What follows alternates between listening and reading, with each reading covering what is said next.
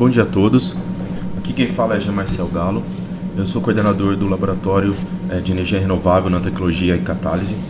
E hoje eu vou falar um pouquinho sobre o nosso trabalho no design de catalisadores heterogêneos para a conversão de biomassa. Antes efetivamente da gente começar a falar sobre ciência, eu gostaria de apresentar para vocês o meu grupo. Aqui não é a foto completa, uma foto recentíssima, tiramos hoje de manhã, antes da aula de pós-graduação dos meninos. Não está todo mundo, mas eu coloquei o nome de todo mundo, e esses são os alunos que realizam os trabalhos que eu vou mostrar hoje na apresentação para vocês.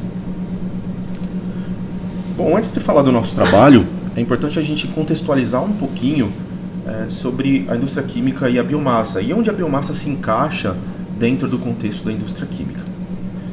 Eu gostaria de lembrar a vocês que hoje a nossa indústria química, como ela é organizada, ela é apoiada no petróleo e no gás natural.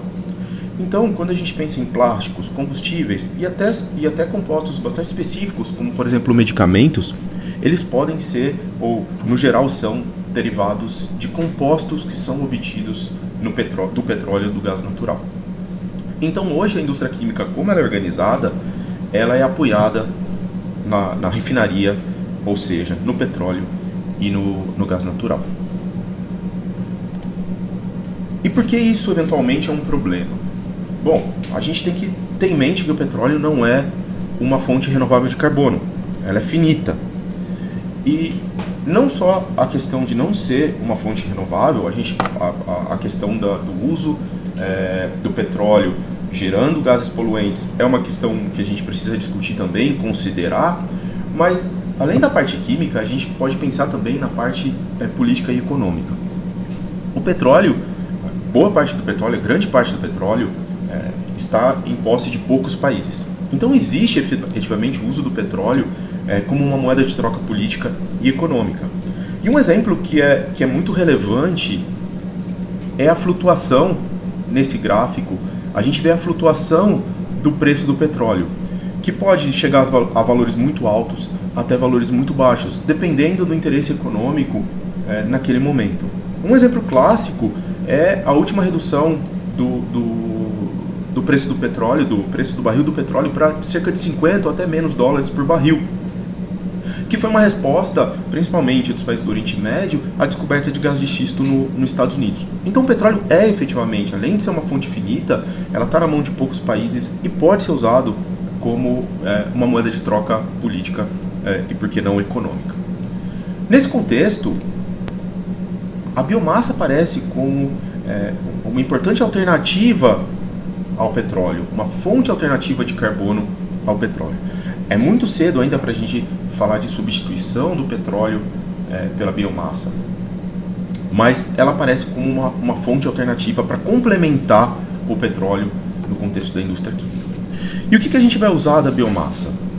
É claro que a regra de ouro é que a gente não pode usar fontes renováveis alimentares para a produção de compostos químicos.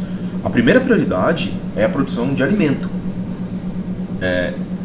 Porém, a biomassa pode ser usada, o resto da biomassa, a parte não comestível da biomassa, o resíduo de campo, pode ser usado como fonte de carbono para a produção de produto químico. E do que eu estou falando?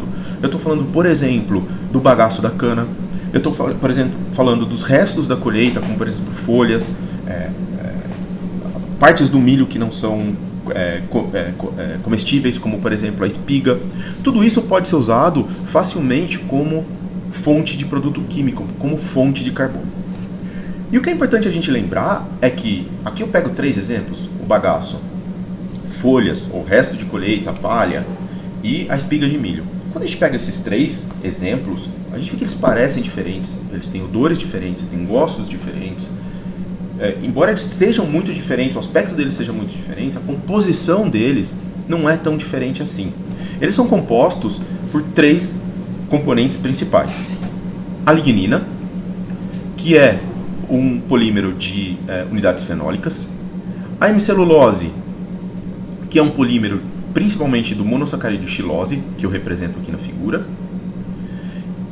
E a celulose, que é um polímero do monossacarídeo glicose, que eu represento aqui nessa imagem também.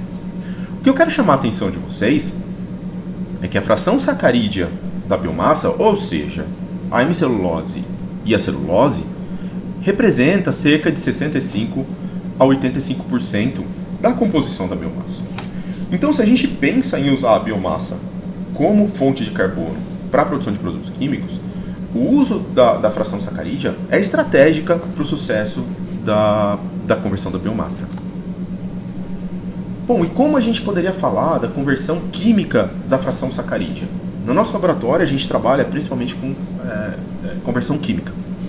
Então, no contexto da conversão química, olhando a celulose pode ser despolimerizada para glicose, usando catalisadores ácidos.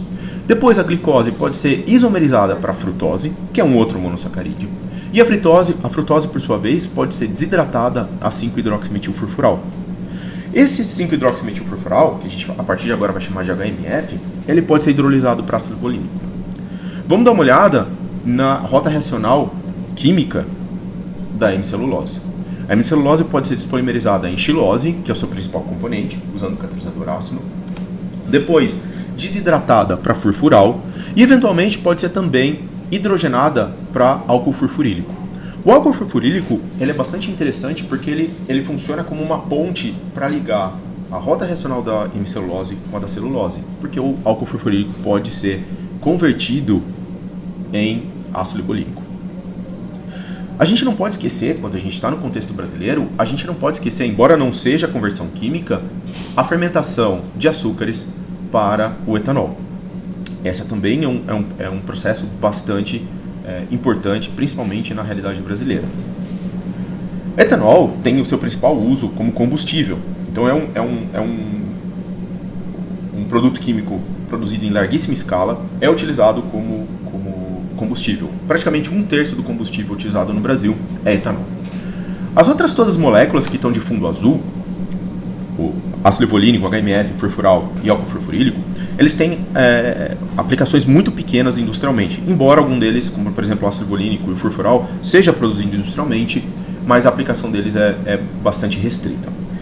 Todas essas moléculas com fundo azul são o que a gente chama de molécula plataforma. E elas são chamadas de molécula plataforma porque elas funcionam efetivamente como plataforma para a produção de muitos outros compostos químicos. Com exceção do etanol, as outras têm pouca utilização hoje na indústria. Porém, elas têm uma flexibilidade muito grande para serem transformadas em outras moléculas importantes. Vamos dar um exemplo do que eu estou falando. O HMF, por exemplo, ele pode ser convertido para intermediários químicos, pode ser convertido para precursores de polímeros, o ácido tereftálico, por exemplo, que é usado para a produção de garrafas de plástico, que é PET. Pode ser convertido para outros tipos de ácidos que também podem ser utilizados como precursores monômeros para polímeros e pode ser convertido para combustíveis. O que eu quero chamar a atenção de vocês é que as moléculas que estão em vermelho são aquelas que são produzidas em larga escala hoje na indústria, como ela é nos dias de hoje, a indústria baseada no petróleo. As moléculas em preto não são produzidas em larga escala, porém são moléculas que a gente poderia obter a partir da biomassa, nesse caso mais especificamente do HMF. Um outro exemplo interessante é o do furfural. O furfural também, e eu não vou passo a passo aqui, mas só para vocês terem uma ideia global, o furfural também pode ser convertido em diversas moléculas, algumas que são obtidas na indústria química atual, outras que não são obtidas em larga escala na indústria química atual, mas com aplicações como combustível, plásticos, ou seja, polímeros, e intermediários químicos. O etanol, uma outra molécula plataforma que eu dei o exemplo no início, alguns slides atrás, também pode ser utilizada como molécula plataforma, além, claro, de combustível, como molécula plataforma para se obter inúmeras moléculas que são hoje obtidas na indústria clássica a partir de derivados do petróleo, todas com alta importância industrial. Então, nesses slides, acho que a mensagem que eu queria passar para vocês é a importância dos derivados da biomassa, mais especificamente HMF, furfural e etanol, a importância como moléculas plataforma para produzir uma gama enorme de moléculas de grande interesse industrial. Mas onde está a limitação para a gente implementar a biorefinaria? Utilizar de fato como fonte de carbono a biomassa? Alguns relatórios, alguns reports europeus e americanos destacam alguns pontos que são primordiais na limitação, que limitam hoje, são primordiais em limitar a implementação da biorefinaria. O primeiro deles é a grande dependência de processos catalíticos usando ácidos minerais. Depois, se entende que ainda precisa aumentar rendimento para produtos obtidos da biomassa em processos utilizando conversão de biomassa.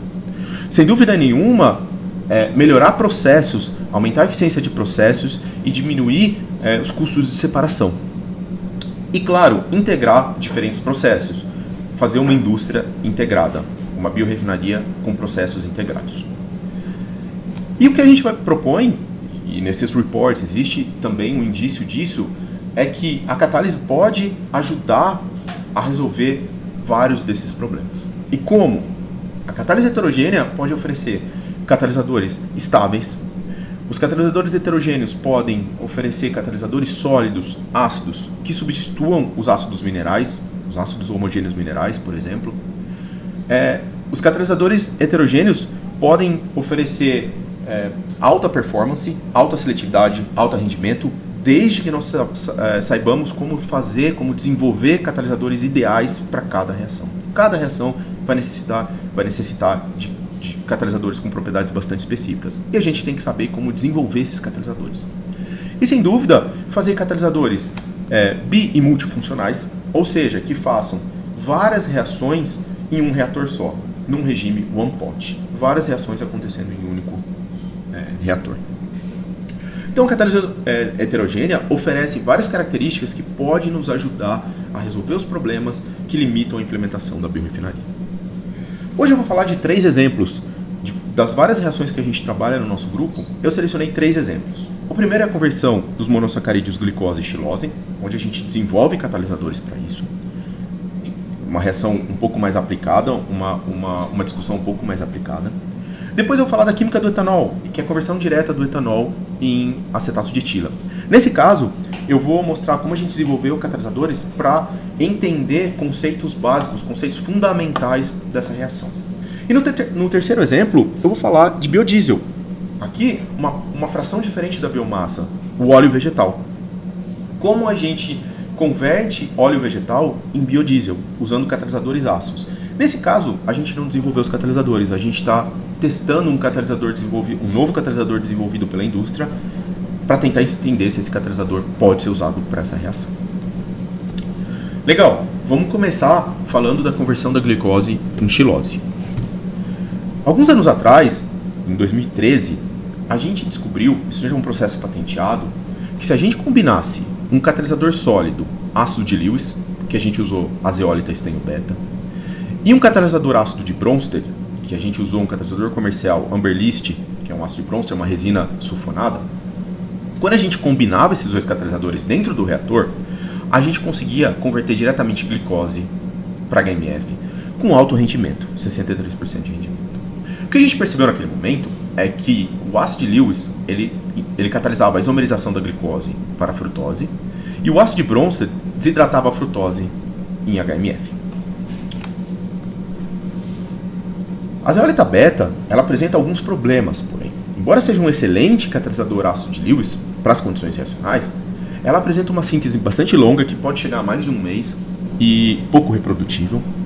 Ela tem baixa concentração de grupos silanóis. E por que isso é importante? Porque o mecanismo de síntese, o mecanismo de isomerização da glicose para a frutose indica que é preciso ter, vizinho ao sítio ácido de Lewis, que é o estanho, vizinho ao sítio ácido de Lewis é preciso ter um silanol para que a reação aconteça. E as zeólitas têm baixa concentração de grupo silanol. Além disso, as zeólitas têm baixo tamanho de poro, nesse caso, cerca de 0,8 nanômetros. E o que a gente propõe, então? Vamos tentar usar catalisadores com poros grandes, os catalisadores mesoporosos, de sílica. A gente preparou, então, várias sílicas mesoporosas, contendo estanho. A vantagem desses materiais é que eles são altamente reprodutíveis, como síntese, têm poros bastante grandes, 3 a 10 nanômetros, então tem pouco problema de difusão dos açúcares, e tem alta concentração de grupos silanóis. Como a gente representa nessa figura, vizinho ao sítio ácido de Lewis, o estanho, a gente vai ter uma grande quantidade de silanóis. A gente sintetizou, a gente preparou estanho em sílica mesoporosa em diferentes estruturas, MCM41, MCM48, SBA15, SBA16. Cada uma tem um tipo de síntese diferente. Cada uma leva a materiais com poros diferentes. O que eu quero chamar a atenção de vocês é que a estanho MCM41, a estanho SBA15 e a estanho SBA16 vai ter o grupo silanol próximo ao sítio ácido de Lewis. Já a MCM48 ela é sintetizada com hidróxido de potássio. Portanto, eu não tenho grupos silanóis, eu tenho o potássio ao invés do próton, contrabalançando a carga do silício oxigênio. Então, isso pode afetar eventualmente a reatividade. Vamos dar uma olhada na atividade catalítica desses materiais. O que a gente observa na reação de conversão da glicose é que acontece de fato a isomerização da glicose para frutose, que é a reação que a gente gosta de fazer, que a gente quer fazer, testando o ácido de Lewis. Porém, a gente observa também a formação da manose, que é o produto da epimerização da glicose. A gente não quer formar a manose, porque a manose ela não é convertida eficientemente para HMF. A gente quer um catalisador que seja bastante seletivo para frutose e não para manose. E de fato, SBA15, SBA16 e MCM41, contendo estanho, MCM41 sintetizada por dois métodos diferentes, elas apresentam alta seletividade para frutose, acima de 50%, e baixa seletividade para manose, abaixo de 10%, com destaque para SBA16, a estanho SBA16, que tem uma seletividade de cerca de 2% para manose. Catalisadores bastante interessantes. Quando a gente olha a MCM48, a gente vê uma seletividade para manose ainda maior do que a seletividade da frutose, que é uma coisa que não é boa para um sistema reacional que quer formar HMF. Eu vou pedir licença para voltar para o slide anterior, e quando a gente volta para o slide anterior, eu quero lembrar vocês que no caso da MCM48, eu não tenho silanol vizinho ao estanho, eu tenho o potássio. E isso explica a alta seletividade para manose. O mecanismo de formação da frutose envolve o silanol vizinho ao sítio ácido de Lewis. De fato, as estanho sílicas mesoporosas, com várias estruturas, com exceção da MCM48, elas têm uma altíssima seletividade para frutose. São catalisadores extremamente interessantes para a isomerização da glicose e da frutose. E uma coisa interessante é que a gente preparou a MCM41 por 18 métodos diferentes, variando o tipo do hidróxido, o pH de síntese e a quantidade de estanho na sílica.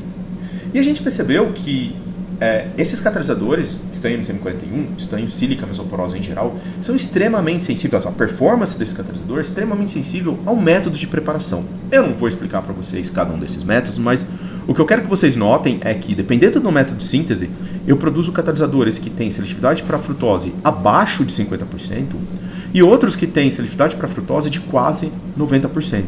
Ou seja, a metodologia de síntese afeta de fato muito fortemente a performance do catalisador. Eu não vou mostrar as várias caracterizações que a gente realizou, mas o que eu posso adiantar para vocês é que a chave é o tipo de espécie de estanho que está sendo formada na superfície da estanho MCM41. Então, voltando a uma figura que eu já mostrei para vocês, de um processo que a gente desenvolveu em 2013, que a gente usou estanho beta, uma combinação de estanho beta e Amberlist, para converter diretamente glicose em HMF com 63% de rendimento. A pergunta é, dá para a gente substituir estanho beta pelas estanho sílica mesoporosa? Então a gente tentou o mesmo processo, substituindo a estanho beta por uma estanho sílica mesoporosa que a gente preparou. E usando Amberlist como ácido de Bronsted. E o que a gente vê é que a conversão direta da glicose para HMF usando a combinação de estanho sílica e Amberlist nos leva a um rendimento de 50% para HMF. Não é tão alto quanto usando a estanho beta, porém a gente está no caminho certo, efetivamente. E a gente sabe que o desempenho das estanhos sílicas são bastante dependentes da metodologia de síntese. Então existe espaço para a gente modificar a metodologia de síntese e melhorar ainda mais esse catalisador. Porém, eu quero destacar que quando a gente usa um ácido de Bronsted mais forte, ou seja, usa estanho sílica e um ácido de Bronsted mais forte, em vez da Amberlist a gente usa HCl, a gente chega a rendimentos para HMF de 60%, muito próximo ao que a gente chegava usando a combinação estanho beta e Amberlist. Então, de fato, a gente conseguiu substituir a estanho beta por estanho sílica mesoporosa, atingindo altos rendimentos, mas ainda existe espaço para melhoria desse catalisador. E aí alguém pode perguntar, e seria uma pergunta extremamente justa, por que eu tenho que usar uma combinação de catalisadores? Será que eu não posso usar um catalisador bifuncional que tem tanto acidez de Bronsted quanto acidez de Lewis? E esse é um outro projeto que a gente vem desenvolvendo. O óxido nióbio é conhecidamente um óxido que tem tanto acidez de Bronsted, quando o nióbio está hexacoordenado, quanto acidez de Lewis, quando o nióbio está em posições tetraédricas na estrutura do óxido. A gente preparou óxido de nióbio com alta área superficial no laboratório e testamos esses óxidos de nióbio como catalisador para conversão direta da glicose para HMF. Os primeiros resultados não foram extremamente motivantes. O que a gente viu é que a glicose de fato isomerizava para frutose, mas também epimerizava para manose. E a desvantagem desse sistema é que se formava manose com seletividades maiores do que da frutose, que de fato não é vantajoso para o nosso processo. Além disso, esse catalisador era bastante ineficiente em desidratar a frutose para HMF. De fato, a gente vê que para o óxido nióbio a seletividade para HMF é muito baixa, abaixo de 10%. Portanto, a gente conclui que o óxido nióbio, assim como ele é eficiente em ácido de Lewis, porque ele faz tanto isomerização quanto epimerização, reações catalisadas pela acidez de Lewis, e é um catalisador de Bronsted ineficiente, porque ele não é capaz de desidratar com alta seletividade a frutose para HMF. Então, vamos tentar fazer modificações nesse catalisador. Vamos fazer o seguinte: vamos modificar o sítio ácido de Bronsted com grupos sulfônicos ou então com grupos fosfatos. Não fazer os dois ao mesmo tempo. A gente modificou com grupo sulfônico ou com grupos fosfatos para ver o que aconteceria. A ideia era a gente aumentar a acidez de Bronsted. Uma outra alternativa é usar o óxido nióbio assim como ele é, assim como sintetizado, e combinar esse óxido nióbio com outro catalisador ácido de Bronsted, HCl ou Amberlist.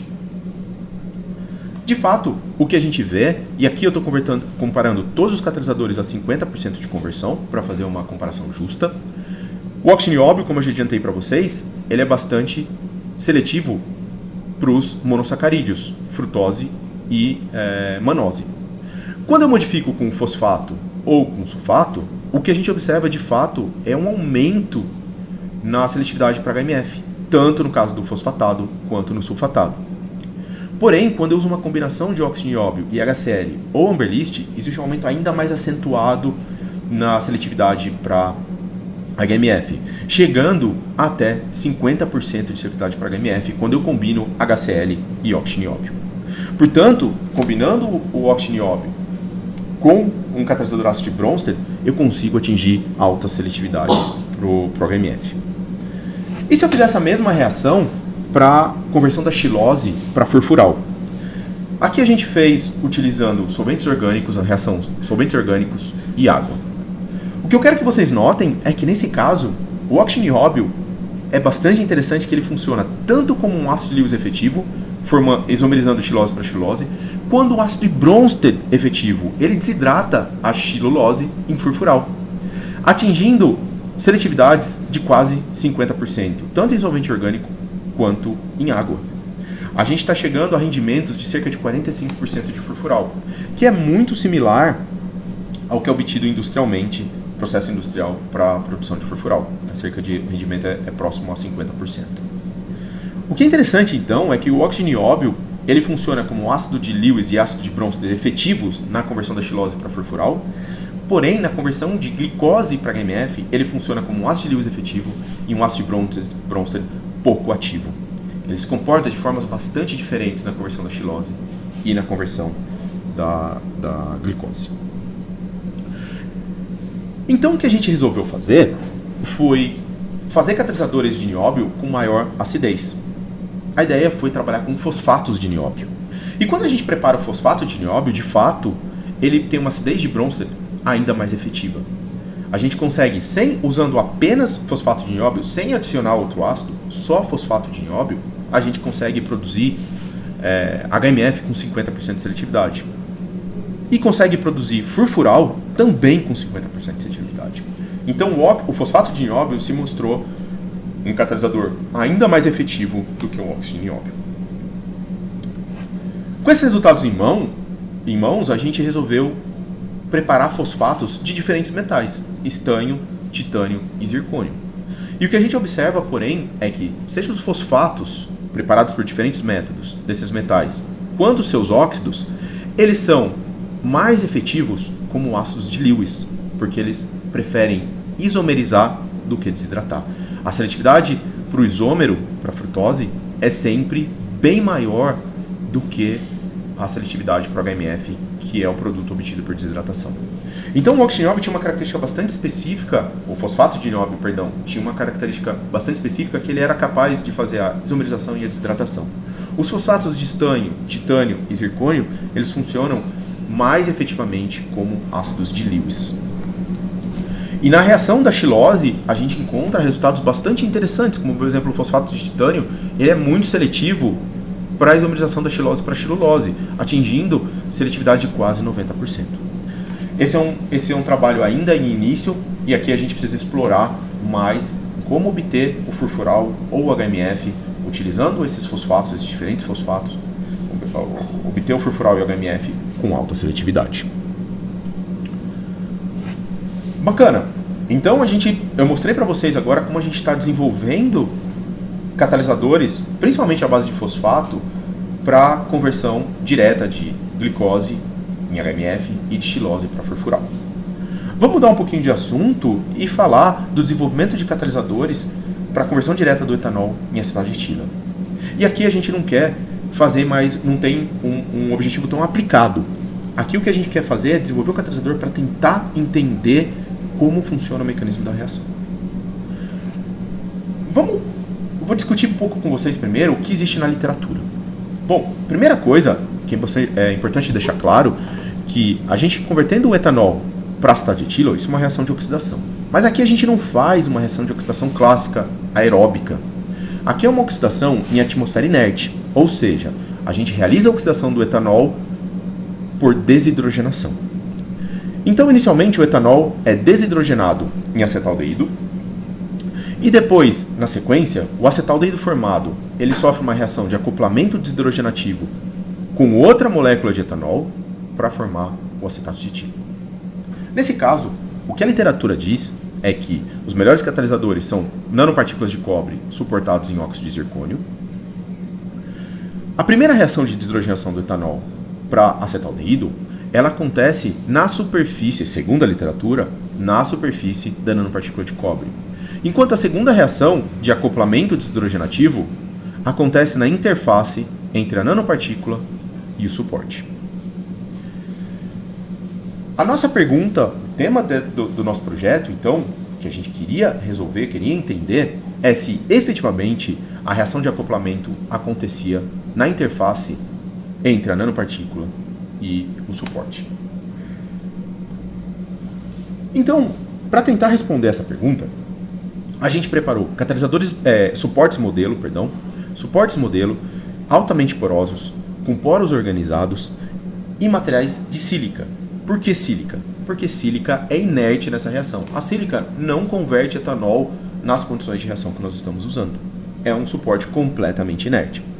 E dentro dos poros dessa sílica, nós colocamos nanopartículas de cobre. Depois de colocar as nanopartículas de cobre, nós adicionamos diferentes óxidos metálicos, óxidos de metais dentro dos poros. Colocamos óxido de alumínio, óxido de crômio, óxido de zinco e óxido de zircônio. Realizando as primeiras caracterizações, a gente observou que o material silícico estava muito bem organizado, mesmo depois de colocar o cobre, mesmo depois de colocar cobre e óxidos metálicos. E um resultado bastante interessante é que a dispersão do cobre no catalisador apenas com cobre suportado em sílica, a dispersão do cobre era de 25%. Quando a gente adicionava os óxidos metálicos, a gente observava uma diminuição da dispersão. O que isso significa? De forma muito simplificada, isso significaria que as nanopartículas de cobre estão aumentando de tamanho. Porém, quando a gente analisa as nanopartículas metálicas, a gente descobre que elas não estão aumentando de tamanho. Não está mudando o tamanho das nanopartículas de metal. Elas continuam exatamente do mesmo tamanho. E por que a nossa análise está dizendo que está aumentando de tamanho? A nossa análise indireta de dispersão. A nossa análise de dispersão, ela considera, na verdade, a área superficial exposta da nanopartícula. Então, o que na verdade a nossa análise estava nos dizendo era que estava diminuindo, conforme eu colocava os óxidos metálicos, estava diminuindo a área superficial exposta da nanopartícula de metal. O que então, e análise direta de tamanho de partícula dizia, não, o tamanho de partícula não está mudando. Então, o que a gente consegue inferir é que a área superficial exposta da nanopartícula de cobre está diminuindo porque ela está sendo parcialmente recoberta pelos óxidos metálicos que a gente está adicionando. Ou seja, os óxidos metálicos estão recobrindo parcialmente as nossas partículas de cobre e, portanto, estamos criando a interface cobre-óxido metálico, que é exatamente o que a gente queria fazer. Então, nós testamos esses catalisadores na conversão de etanol para acetatos de etila, na conversão direta. Eu não quero discutir esses gráficos com vocês. O que eu quero mostrar para vocês, na verdade, é a velocidade da reação. Principalmente a velocidade da reação para a formação do acetato de etila. E aqui eu estou falando de frequência de turnover. Para quem não conhece ainda profundamente esse conceito, vamos considerar que esse conceito é proporcional à velocidade de reação. Quando a gente faz a reação da conversão do etanol para acetato de etila, usando apenas cobre em sílica, cobre em MCM41, a gente vê que a velocidade da reação, ou a frequência de turnover, é da ordem de 10 a menos 5. Quando a gente adiciona óxidos metálicos, a velocidade da reação aumenta em 1, 2 ou até 3 ordens de grandeza. Ou seja, ao colocar o óxido metálico, a velocidade da reação está aumentando efetivamente. Ou seja, a criação da interface, criar a interface cobre-zircônio, ou cobre-zinco, ou cobre-óxido de zinco, ou cobre-óxido de crômio, está aumentando a velocidade da reação de acoplamento e, portanto, aumentando a velocidade de formação do acetato de etila. Então, a nossa primeira conclusão é que, de fato, colocar um óxido metálico, criar a interface, aumenta a velocidade de reação se comparado com o catalisador contendo apenas cobre em sílica. Mas outra pergunta pode surgir. Bom, e se eu comparar o catalisador contendo a interface óxido e nanopartícula com um catalisador que tem tanto cobre quanto o óxido, mas eles não estão em contato íntimo, não existe interface. A gente preparou esse catalisador aqui e a gente descobriu que a velocidade de reação desse catalisador era cerca de 10 vezes menor do que a do catalisador contendo a interface. Ou seja, a interface de fato é bastante importante para a reação. O que é importante dizer é que a reação de acoplamento, acoplamento de hidrogênio ativo, etanol, acetato de etila, etanol, acetaldeído para formar acetato de etila, acontece tanto no catalisador contendo apenas a nanopartícula de cobre, acontece no catalisador que tem os dois sistemas, nanopartícula de cobre e óxido metálico, e acontece no sistema que eu tenho cobre e óxido metálico fazendo interface. A diferença é que a velocidade da reação é muito maior quando eu tenho a interface, é menor, então, quando eu não tenho interface, mas quando eu não tenho interface, a velocidade ainda é maior do que o sistema que eu só tenho o óxido de cobre. Comparando os sistemas com a interface cobre, óxido metálico, comparando o óxido de zinco, óxido de crômio e o óxido de zircônio, a gente vê que a velocidade da reação é maior quando eu tenho a interface cobre, óxido de zircônio. Esse seria o sistema. Então a mensagem desse segundo exemplo que eu mostrei para vocês é que a gente desenvolveu o catalisador aqui não de uma forma com um objetivo prático, mas para entender o efeito da interface nanopartícula óxido metálico no mecanismo da reação. E no terceiro e último exemplo que eu gostaria de mostrar para vocês é na síntese do biodiesel, em que a gente faz a transesterificação do óleo vegetal utilizando um catalisador que a indústria desenvolveu e nos mandou para testar. Bom, o que é o biodiesel? O biodiesel é um produto da transesterificação de óleos vegetais. Comercialmente, isso é feito com hidróxido de potássio. O biodiesel é o éster graxo obtido nesse processo. O subproduto desse processo é o glicerol. Essa reação também pode ser feita com catálise ácida. Nesse caso, a gente obtém, da mesma forma, os ésteres graxos, mas o subproduto é uma mistura de glicerol e éter do glicerol. A Dow Chemicals nos mandou esse novo catalisador que eles desenvolveram, a Amberlist 45, que é uma resina sulfonada, que é a única resina sulfonada que eles têm com resistência térmica de alta temperatura, ou seja, até 170 graus Celsius. Como esse catalisador nunca tinha sido testado para esse tipo de reação, a gente primeiro começou a estudar os parâmetros fundamentais, as condições de reação. Ou seja, a razão molar óleo-metanol. Lembrando que metanol é o álcool comercialmente usado na transesterificação do óleo vegetal. E a porcentagem, em mol por cento de sítio catalítico, em função do número de mols de óleo vegetal. O que a gente descobriu é que a melhor razão óleo-metanol é 1:6, que é a razão usada industrialmente. Excelente, é bastante positivo. E 10 mol por cento de catalisador seria a quantidade de catalisador ideal para trabalhar com a Amberlist 45. Depois nós estudamos o rendimento para o biodiesel em função da temperatura de reação, em função do tempo de reação em duas temperaturas diferentes. Olhando a 150 graus, o que a gente observa é que o rendimento para biodiesel aumenta com o tempo de reação, como esperado. Mas quando chega a cerca de 50% de reação, não aumenta mais o rendimento. E a mesma coisa acontece a 170 graus Celsius. A primeira pergunta que alguém poderia fazer é: será que a reação atingiu o equilíbrio? De fato, não. Esse não é o equilíbrio da reação. A segunda conclusão que poderia ser tomada é que o catalisador está desativando, está parando de funcionar. Pode ser. Essa é uma coisa bastante comum de acontecer em catálise heterogênea. Então a gente fez o seguinte teste. Fizemos a reação utilizando as mesmas condições que a gente tinha obtido nesse gráfico da esquerda, refizemos a reação e paramos a reação em 120 minutos de reação. Analisamos o produto, 52% de rendimento. Então o que a gente fez? Adicionou ali dentro mais álcool, mais metanol, fechou o reator e correu a reação de novo. O que a gente observa é um aumento do rendimento.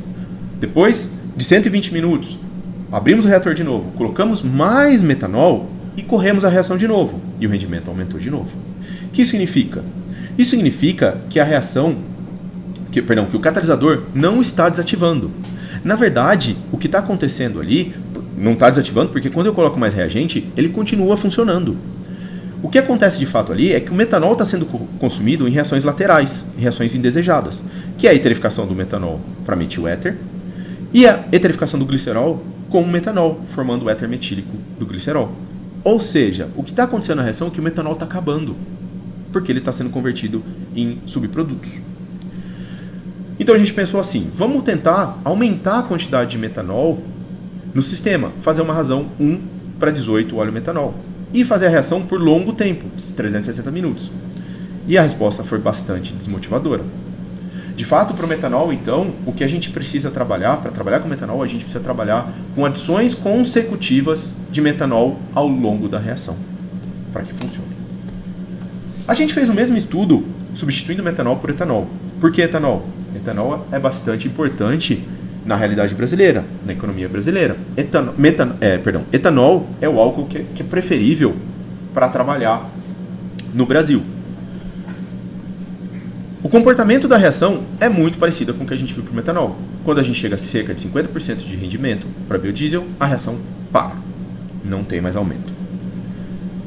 E quando a gente faz os mesmos experimentos, parando a reação depois de 120 minutos e adicionando mais álcool, a gente observa o mesmo comportamento que a gente viu para o metanol. Depois, adicionando mais álcool, o rendimento continua aumentando. O que é interessante para o etanol é que se eu trabalhar com uma razão 1:18 óleo etanol e longos tempos de reação, a gente consegue atingir rendimentos bastante altos, comparáveis com os rendimentos obtidos quando a gente faz adições consecutivas do álcool. Então a Amberlist 45 ela é amigável, ela é compatível com o uso de etanol para transesterificação, o que é bastante positivo. E a gente tentou entender se ela seria amigável, se ela seria compatível com o uso de óleos utilizados, óleos de descarte. Então o que a gente fez foi buscar um óleo de um restaurante chinês que trabalhava com bastante fritura, um óleo que eles iriam descartar, então bastante sujo, um óleo bastante velho, bastante oxidado, e a gente tentou fazer a transesterificação desse óleo de descarte com etanol. E o que a gente observa é que, utilizando o óleo de descarte, a gente tem rendimentos para biodiesel muito similares a utilizando o óleo fresco, que é o óleo refinado que a gente compra no supermercado. Ou seja, a Amberlist 45 não é apenas compatível com o uso de etanol, mas ela é compatível também com o uso de óleo de descarte. Por fim, a gente estudou a estabilidade da Amberlist 45, que é um parâmetro bastante importante no uso industrial desse catalisador. A gente fez o estudo da estabilidade do catalisador em reatores em fluxo. E o que a gente observa, e comparando a desativação desse catalisador, a estabilidade desse catalisador, com um catalisador bem estabelecido no mercado, que é a Amberlist 15, também da Dow Chemicals. O que a gente mostrou é que a Amberlist 45 tem uma constante de desativação cerca de 35% a 40% menor do que o da Amberlist 15. O que significa? Que a desativação dela é menor do que a Amberlist 15. A Amberlist 45 é mais estável que a Amberlist 15. Porém, esse valor de constante de desativação é bastante alto. Embora ela seja mais estável, tenha uma menor desativação do que a Amberlist 15, ela ainda assim não é um catalisador particularmente estável. Ela tem uma baixa estabilidade. Com isso com esses 3 exemplos eu termino a minha apresentação, mas eu não poderia deixar de agradecer o Cersus Ken e a Jéssica pelo convite desse webinar. Eu não posso deixar de agradecer a todos que estão agora assistindo, ouvindo o webinar e aqueles que vão assistir pelo YouTube. Eu tenho que agradecer também as minhas fontes financiadoras, que é a FAPESP, através do projeto Jovem Pesquisador, além do Jovem Pesquisador, com bolsas de estudo de mestrado, doutorado e iniciação científica para os alunos. O CNPq, eu tenho que agradecer pelo projeto Universal e também por bolsas de técnico e de iniciação científica de alunos do laboratório. Eu agradeço também à Fundação Alemã Alexander von Humboldt, em cooperação com a CAPES, pela bolsa de pesquisador experiente, que me manteve na Alemanha por 1 ano. A SBCat pelo Prêmio Pesquisador em Catálise, de 2018. Agradeço também ao UFSCar, o Departamento de Química e PPGQ da UFSCar, por hospedar o nosso grupo de pesquisa. Obrigado a todos pela atenção. E acho que agora a gente abre para perguntas. Se houver perguntas, vocês podem mandar pelo chat. Oi, Irlene, obrigado pela pergunta. Essa é uma pergunta extremamente importante e que, nesse momento, eu não posso responder para você porque nós estamos fazendo os experimentos de reciclagem nesse momento, nessas semanas. A sua pergunta é extremamente válida porque o que a gente conhece dos fosfatos é que os fosfatos de nióbio comerciais, eles lixiviam o grupo fosfato, então eles perdem bastante atividade. Eu não gostaria de falar dos fosfatos comerciais, a gente fez análise desses fosfatos comerciais e a gente acha que a gente descobriu qual é o problema desses fosfatos comerciais, a razão deles lixiviarem. Então a gente está atuando em resolver esses problemas, que é fazer um fosfato um pouco com uma concentração de fosfato ainda maior, uma estrutura ainda mais rígida. Então, em poucas semanas eu vou poder responder se esses fosfatos eles têm alta estabilidade, se eles podem ser reutilizados várias vezes. Para o óxido de nióbio, eu não mostrei aqui o gráfico, mas a gente fez o teste do óxido de nióbio em reator em fluxo ao longo do tempo para estudar a desativação do nióbio. E o nióbio, o óxido nióbio tem uma alta estabilidade frente à desativação. Então, sim, o óxido nióbio pode ser reutilizado diversas vezes. Então, eu gostaria de agradecer mais uma vez para a Kersusken e para a Jéssica pelo convite para dar esse webinar. Agradecer a todos que ouviram e ouvirão esse webinar. E eu encerro por aqui. Muito obrigado.